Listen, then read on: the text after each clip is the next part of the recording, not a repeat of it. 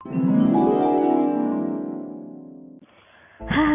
selamat datang di channel Alur Komik. Semoga semua dalam keadaan baik dan sehat. Perlu diingat, ini hanyalah alur cerita untuk mempermudah memahami isi cerita. Di video kali ini, kami akan mengulas manhwa yang berjudul Apotheosis yang dibuat oleh komikus bernama Ranzai Studio dengan genre action, fantasi, martial arts, shonen. Di awal scene, kita ditunjukkan aungan serigala dan seorang laki-laki yang sedang membaca buku di dalam penjara.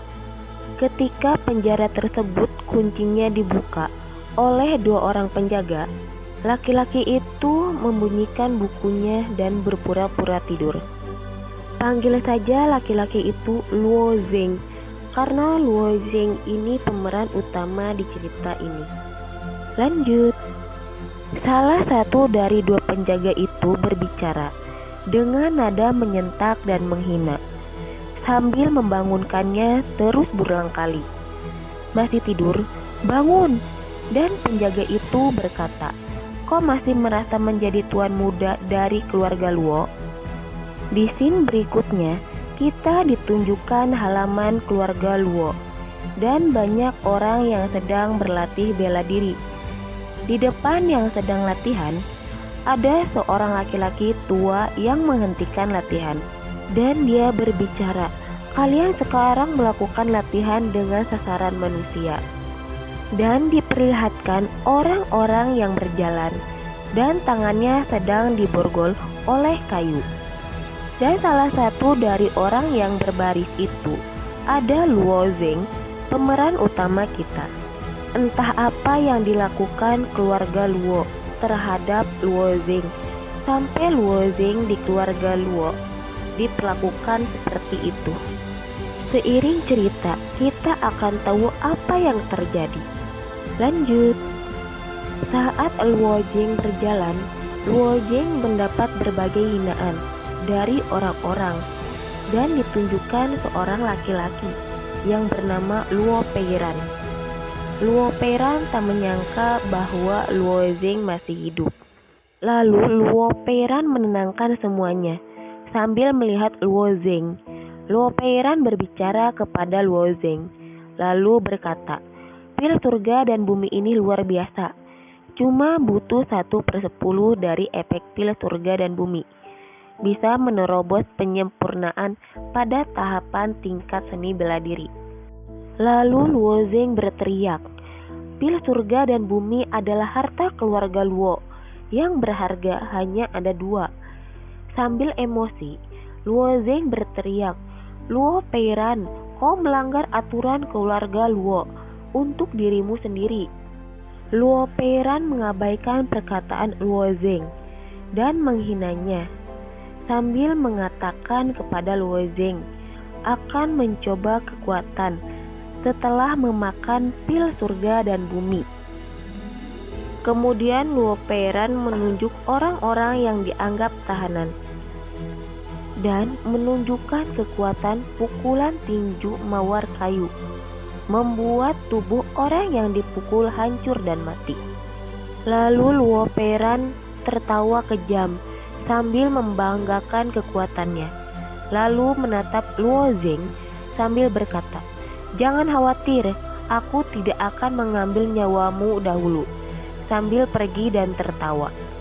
Sambil berjalan, Luo Peiran menengok kepada Luo Zeng sambil mengatakan, Aku hampir lupa, aku dan sepupu jeniusku membuat kekacauan di sekte King Yuan.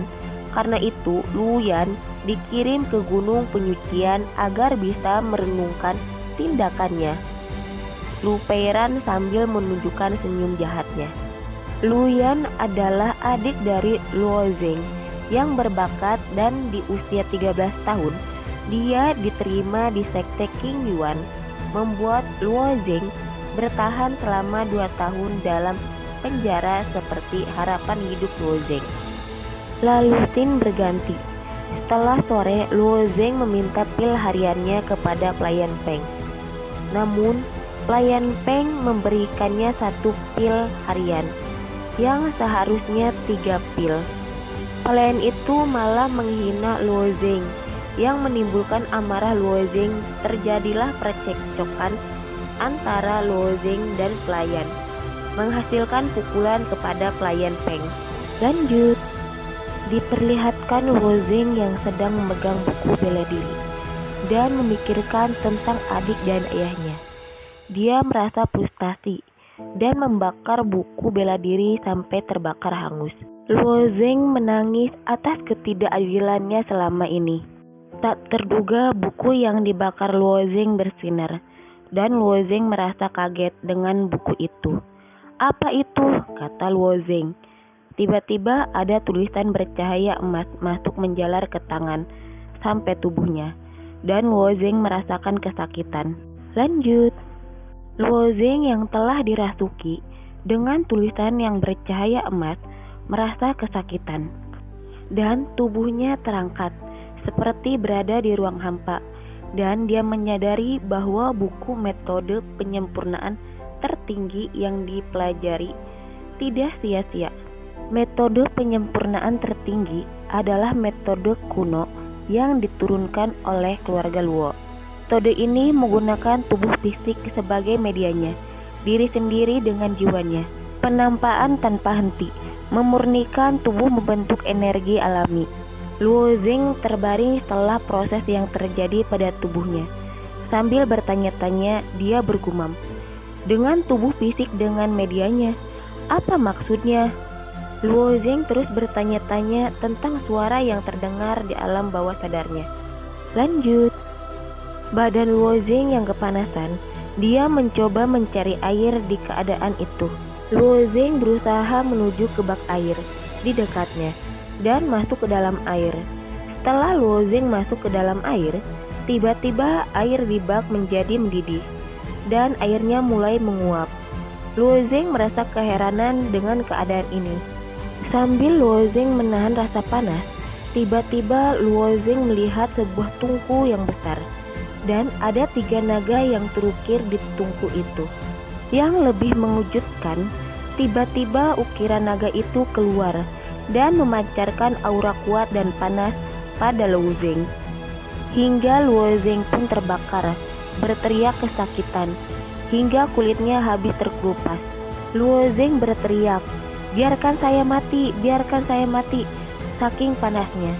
Aura yang membakar Luo Zeng hingga akhirnya kulitnya terbentuk kembali. Dan diketahui bahwa itu perubahan tubuh yang terjadi akibat metode kuno yang masuk ke Luo Zeng. Akhirnya Luo Zeng menghela napas lega karena proses yang menyakitkannya sudah berlalu. Di scene berikutnya diperlihatkan Luo Zeng dengan aktivitas biasanya yang menjadi target latihan manusia. Ya, dibilang samsak hidup. Luo Zeng mulai merasakan khasiat metode kuno yang dimilikinya. Semakin Luo Zeng dipukuli oleh murid-murid dari keluarganya, semakin kuat energi hangat yang menyelimuti tubuh Luo Zeng, sampai para murid kelelahan untuk memukuli Luo Zeng. Setelah rutinitas Luo Zeng menjadi samsak hidup, Luo Zeng dibawa oleh pelayan Peng ke Bos Huang untuk menjadi budak Bos Huang. Akan tetapi, awalnya Bos Huang menolak karena Luo Zeng adalah tuan muda dari keluarga Luo saat dulu. Namun, pelayan Peng yang dendam akibat kemarin dipukul oleh Luo Zeng, dia menjelaskan budak ini bisa menurut. Jadi Tuan Huang menerima Luo Zeng sebagai budak. Ketika Tuan Huang menyuruh berlutut kepada Luo Zeng karena Tuan Huang telah menjadi tuannya, Luo Zeng menolak dan pelayan Peng menendang Luo Zeng supaya berlutut. Akan tetapi Luo Zeng marah dan mulai menatap tajam kepada Tuan Huang dan pelayan Peng.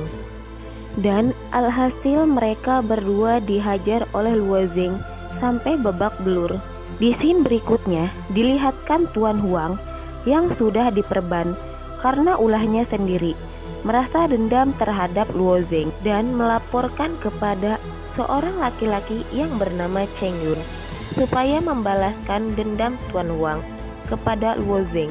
Dan Tuan Cheng Yun berkata, "Aku akan membiarkan Luo Zeng tetap hidup 1 bulan lagi," sambil tersenyum licik. Dan cerita video kali ini berakhir. Mohon maaf jika ada salah pengucapan atau salah dari kata-katanya, harap dimaklum ya. Jangan lupa like, subscribe, dan komen ya, agar kami lebih semangat membuat video-video selanjutnya. Bye-bye.